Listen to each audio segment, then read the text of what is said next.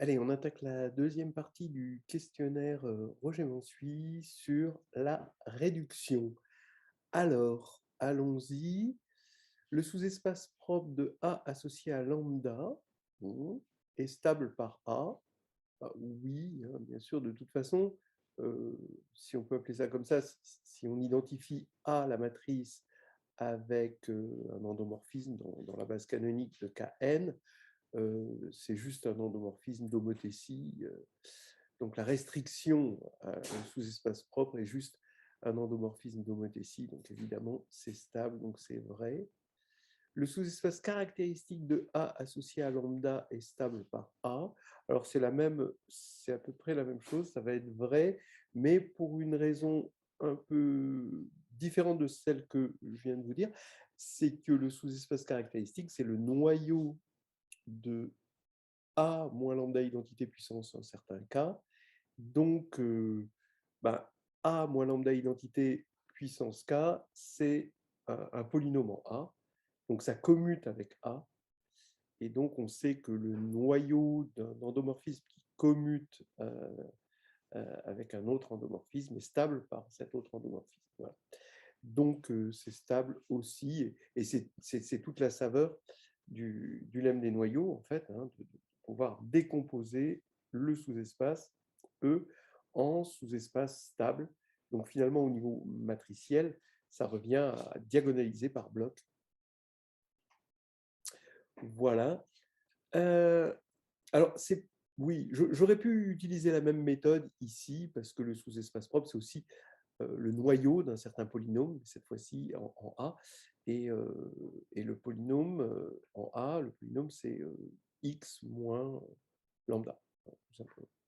Alors, le sous-espace caractéristique de A associé à lambda contient le sous-espace propre de A associé à lambda. Alors oui, il le contient. En fait, c'est intéressant de voir que le noyau, en quelque sorte, c'est croissant.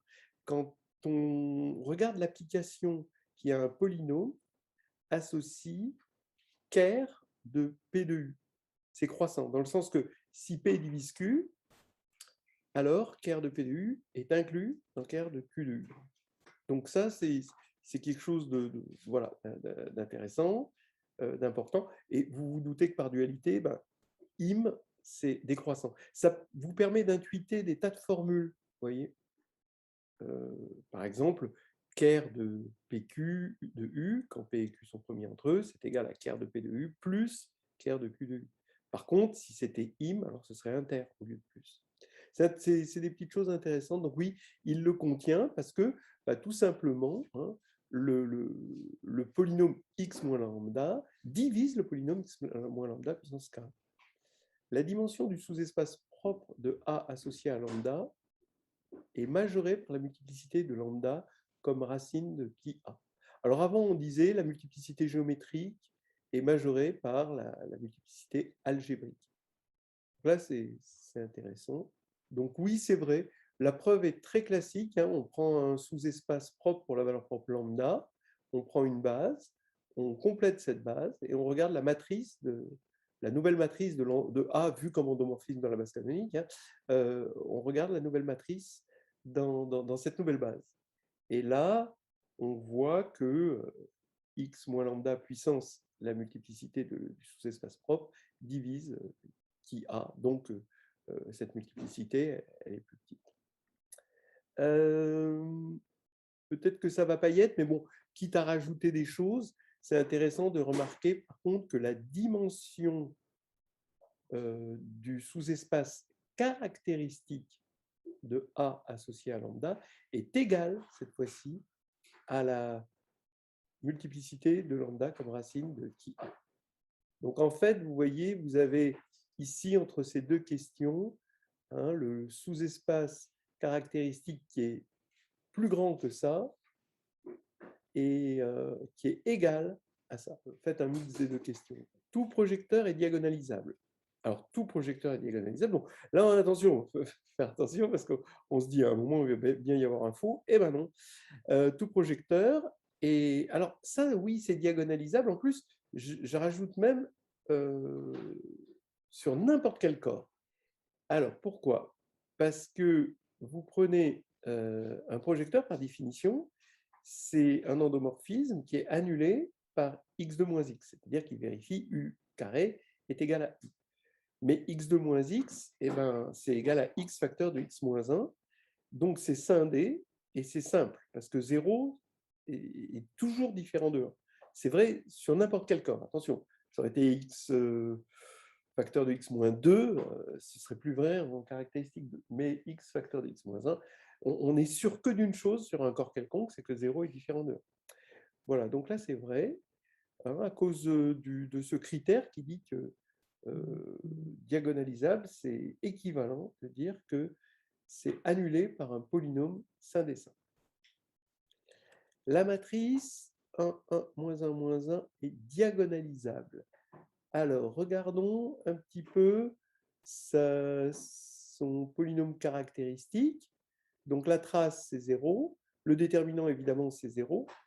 Donc, en fait, son polynôme caractéristique, c'est x2. Parce qu'on sait que le polynôme caractéristique d'une matrice de 2, c'est x2 moins trace de ax plus le déterminant. Donc, c'est x2. Donc, ça veut dire que forcément, elle est nilpotente. Si elle était diagonalisable, comme elle est nilpotente, elle serait nulle. Donc là, c'est faux. La matrice 0, 1, moins 1, 0 est diagonalisable, alors attention, sur R.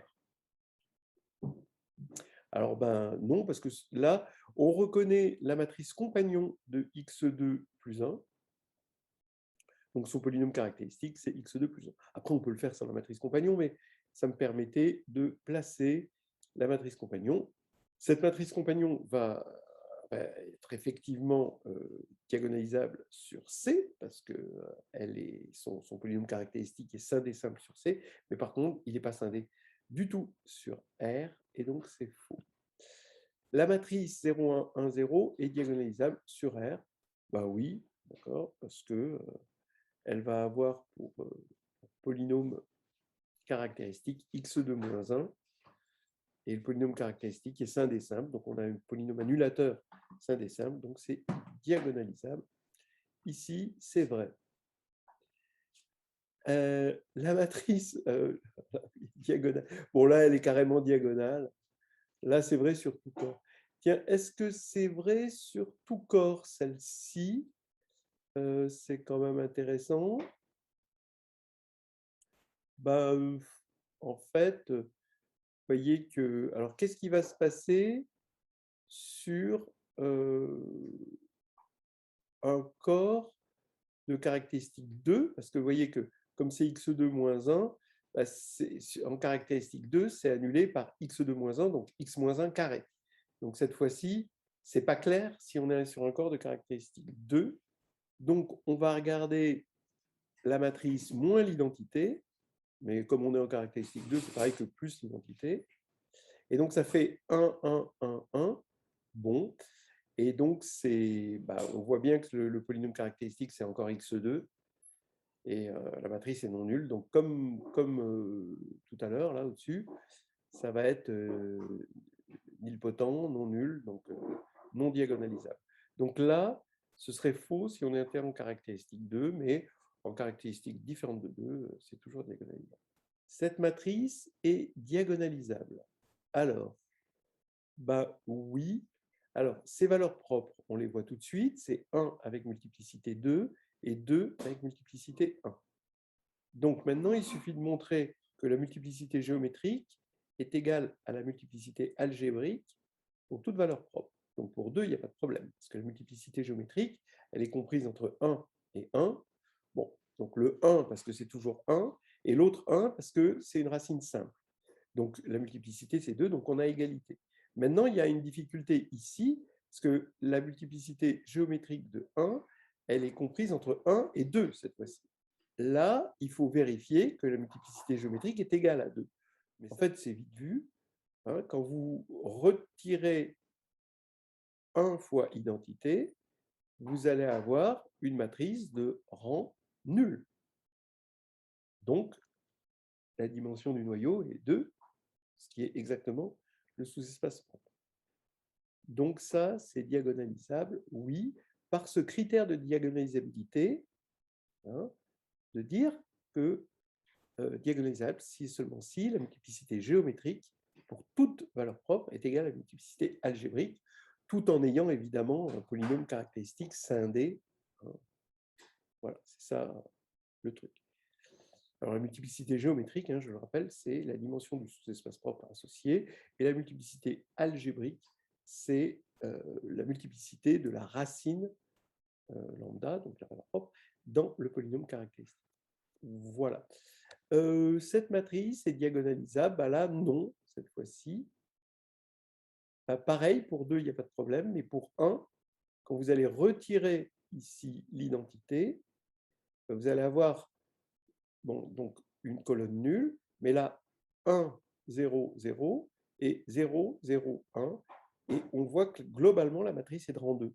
Donc le sous-espace propre va être de rang 1, et 1 est strictement inférieur à 2. Donc là, ça devient faux. La matrice ici est diagonalisable. Oui, bon, c'est comme tout à l'heure. Vous voyez qu'entre celle-là et celle-là, je dirais qu'il y a juste celle-là et celle-là, il y a juste un échange entre E1 et E2.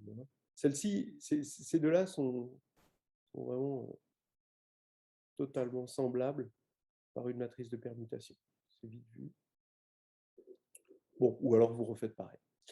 Voilà, donc là, c'est vrai, parce qu'elles sont semblables. Donc, si elle était diagonalisable, celle-là aussi. Deux matrices semblables, s'il y en a une qui est diagonalisable, l'autre aussi automatiquement. La matrice est diagonalisable. Alors, oui. Alors, bon, sur R, évidemment, il y aurait de quoi dire si on était en caractéristique. Alors, si on était en caractéristique 2, il y aurait un problème entre là et là. Mais ça pourrait se résoudre parce qu'ici, on aurait 0. Bon, non, ça va. Ouais, bon, donc, on voit que le polynôme caractéristique est scindé simple. Donc, on a un polynôme annulateur scindé simple. C'est diagonalisable. Et je pense même que c'est diagonalisable en toute caractéristique. Mais bon, ça, c'est autre chose. Donc, c'est vrai. Alors, cette matrice-là est diagonalisable. Alors, c'est bien, c'est bon de connaître ça. C'est la matrice avec que des 1. Quelles sont les valeurs propres? Vous voyez que c'est une matrice de rang 1, ce qui veut dire que 0 est valeur propre. Elle est valeur propre avec multiplicité géométrique, puisque le rang c'est 1, la dimension du noyau, ça va être 2, par la formule du rang. Donc, la multiplicité géométrique, c'est 2. Donc, on a 0 comme valeur propre, avec multiplicité géométrique 2. Et maintenant, il reste à voir quelle est la troisième valeur propre, en quelque sorte, parce que pour l'instant, il y a 0, 0, et une troisième. Eh ben, vous regardez la trace, parce que la somme des valeurs propres, ça va être 0 plus la troisième, et la trace, c'est 3. Vos valeurs propres, c'est 0, 0, 3. 3 est racine simple. Donc, donc finalement, il va y avoir une droite propre. En fait, la droite propre, vous voyez qu'elle est engendrée par le vecteur canonique 1, 1, 1.